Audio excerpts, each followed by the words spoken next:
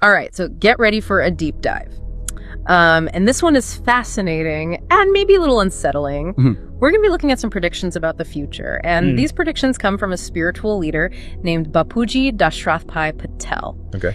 And his YouTube video lays out some pretty intense scenarios. Oh, wow. We're talking civil war, alien intervention, global conflict, even a cosmic fire that consumes multiple universes. Like the whole thing. Yeah.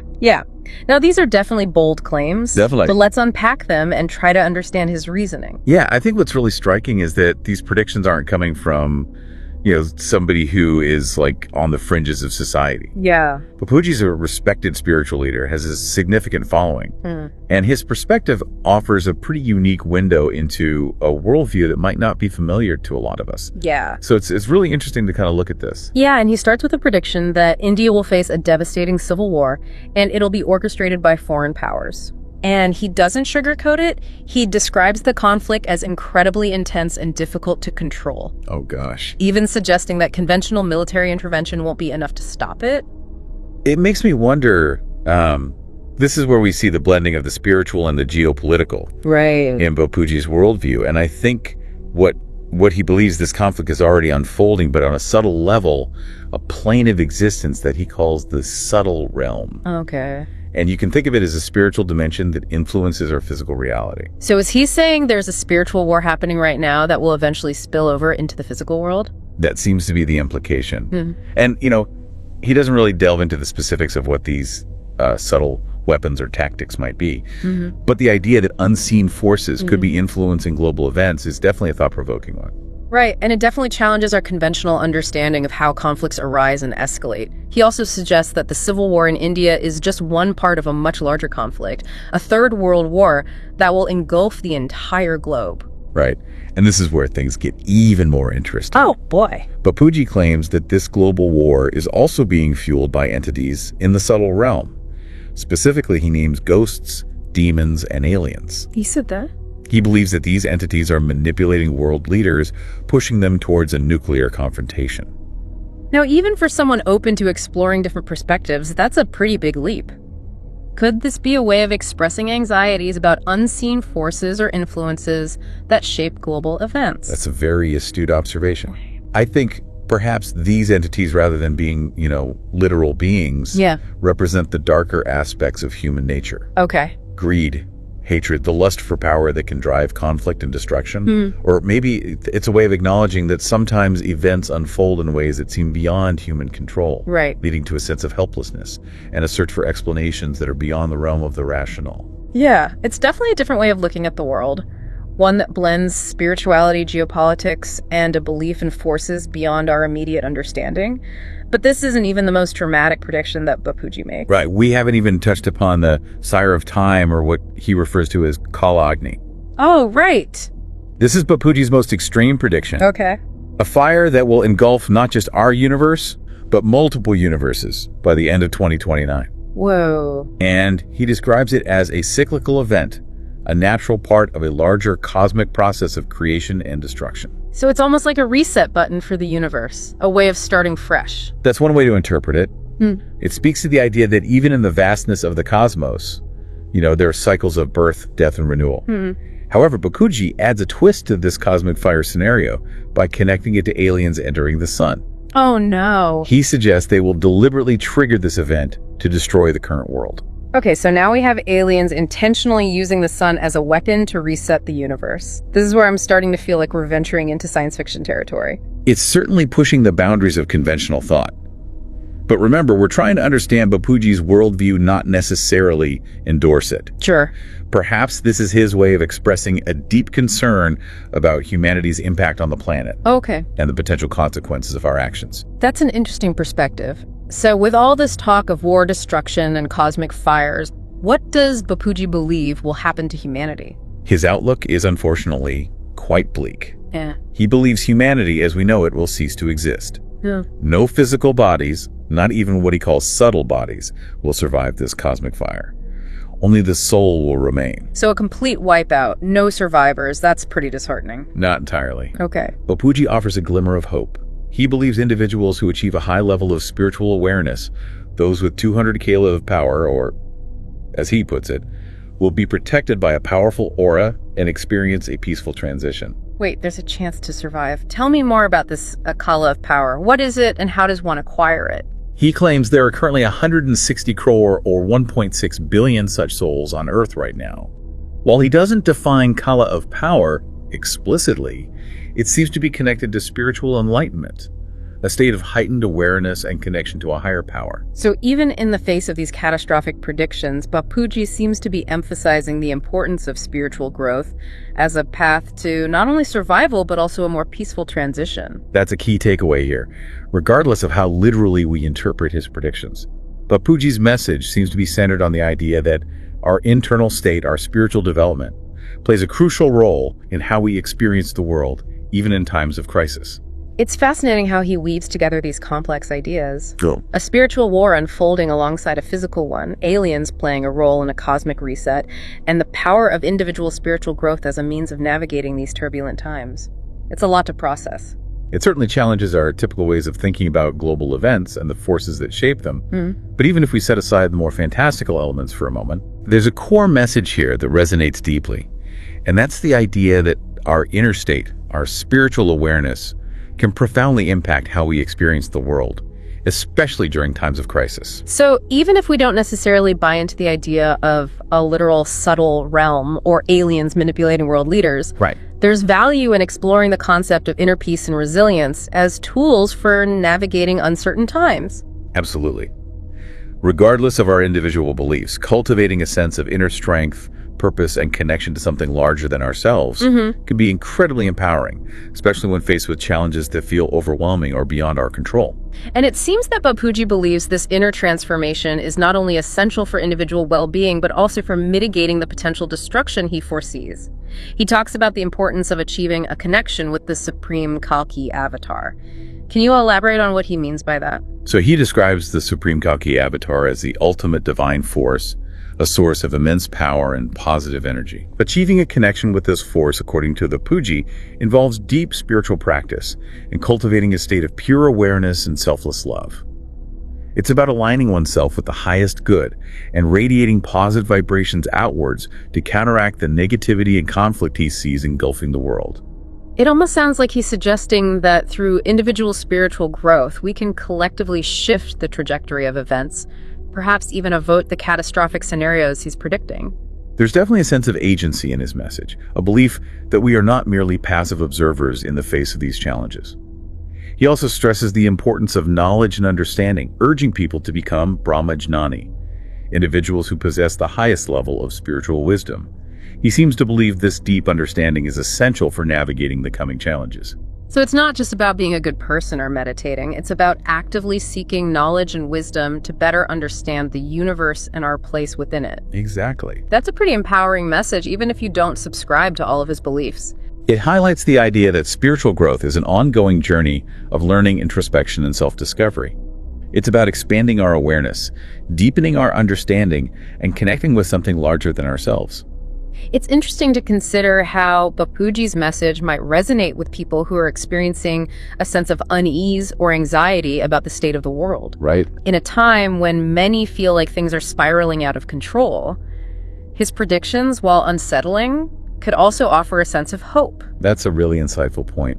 Yeah. His predictions, even the most dramatic ones, might serve as a catalyst for introspection, prompting people to ask deeper questions about the meaning and purpose of their lives. Right. And while his solutions might not appeal to everyone, the underlying message of seeking inner peace and connection could resonate with a wide range of individuals. It's almost as if his predictions, even if not taken literally, could serve as a wake-up call, urging people to reevaluate their priorities, to cultivate inner strength, and to focus on what truly matters in life. And in a world that often feels chaotic and unpredictable, that message of inner resilience and connection to a higher purpose could be incredibly comforting and empowering. It also makes you think about the nature of prophecy itself. Is Bapuji claiming to have definitive knowledge of the future, or is he offering a potential scenario, a warning of what could happen if we don't change our course? That's a fascinating question. Prophecies are often open to interpretation, And their purpose may be less about predicting specific events and more about prompting reflection and action. Okay. In this case, Bapuji's predictions could be seen as a call to awaken to the potential consequences of our collective choices and to embrace a path of spiritual growth and positive change. So instead of getting bogged down in the literal details of his predictions, we can focus on the underlying message. Right. The importance of spiritual growth, inner peace, and connecting to something greater than ourselves. Exactly. And this raises another important question. If faced with the possibility of such a future, even if it's just a hypothetical possibility, how would we choose to live our remaining time? Would we cling to fear and anxiety, or would we seek out ways to find meaning and connection even amidst uncertainty?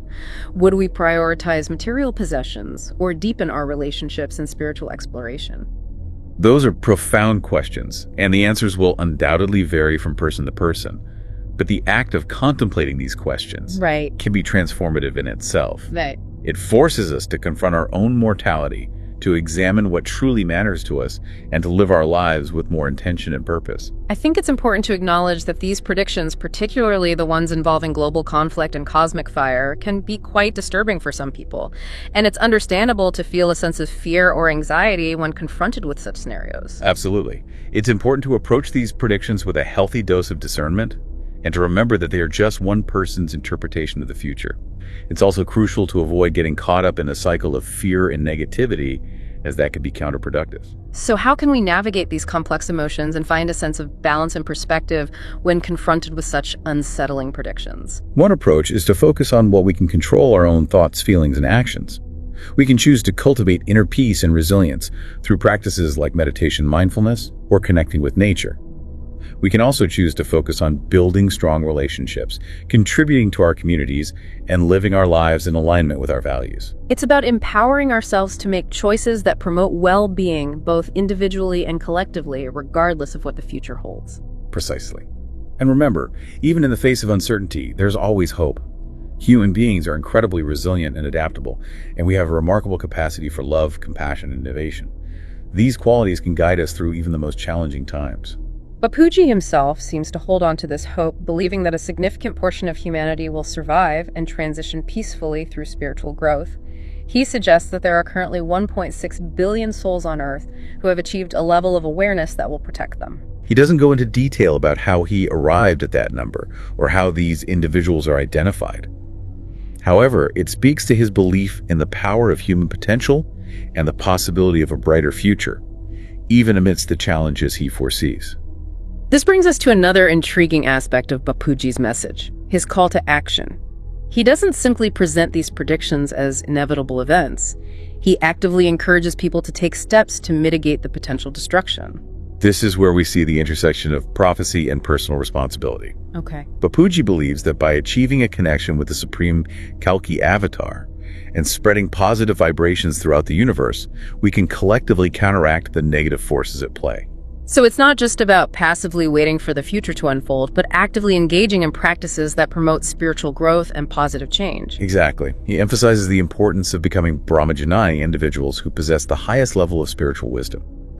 This involves not only seeking knowledge and understanding, but also embodying that wisdom through our actions and interactions with the world. So in essence, he's advocating for a conscious effort to raise our collective vibration, to spread love, compassion, and understanding as a means of counteracting the negativity and conflict that he sees as the root cause of the coming destruction. It's a powerful message of empowerment, reminding us that we are not merely victims of circumstance, but active participants in shaping the future, both individually and collectively.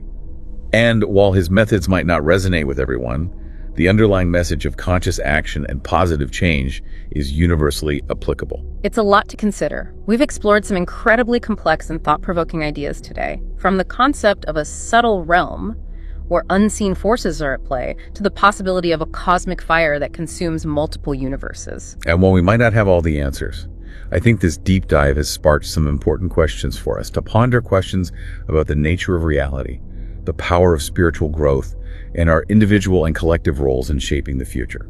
It's interesting, as we go through these predictions, it really strikes me that Bapuji's message isn't just about these abstract concepts or far-off events. There's a real human element here, a sense of urgency and concern for the well-being of humanity. What I find really fascinating is this emotional undercurrent that runs through his words. He talks about people feeling disillusioned, losing faith in traditional systems, even children expressing a desire for the world to end because they're just overwhelmed by the state of things. He really paints this picture of widespread anxiety, a feeling that something is fundamentally amiss in the world.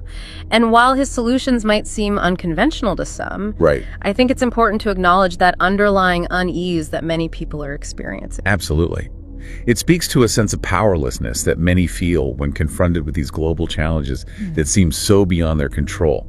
Climate change, political polarization, economic instability. It's natural to look for answers, search for meaning and hope in these times of uncertainty. And while we may not agree with his specific predictions or solutions, I think there's value in recognizing those shared anxieties and engaging in these open conversations about how we can navigate these complex times. Instead of dismissing these concerns, I think it's important to listen with empathy and seek understanding. Perhaps by acknowledging those anxieties and engaging in constructive dialogue, we can find common ground and work together to create a more positive future.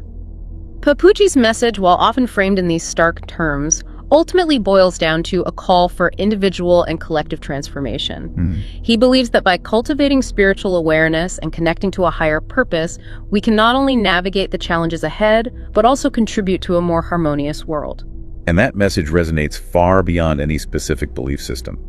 It speaks to the inherent human longing for meaning, connection, and a sense of agency in a world that often feels so chaotic and unpredictable. So as we wrap up this deep dive, I'm left with a sense of both caution and possibility. Bapuji's predictions serve as a reminder of the potential consequences of unchecked negativity and conflict.